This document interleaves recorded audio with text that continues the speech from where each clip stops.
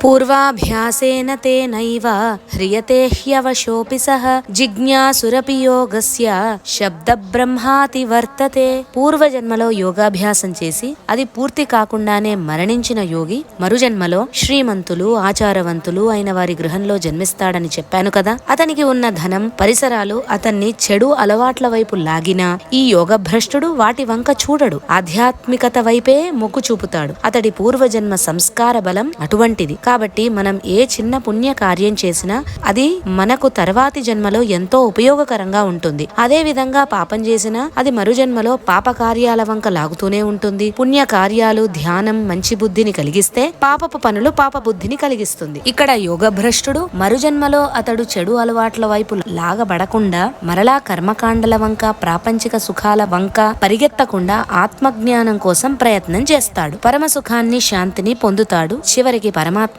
ఐక్యమవుతాడు. అటువంటి వాడికి మరలా జన్మ ఉండదు.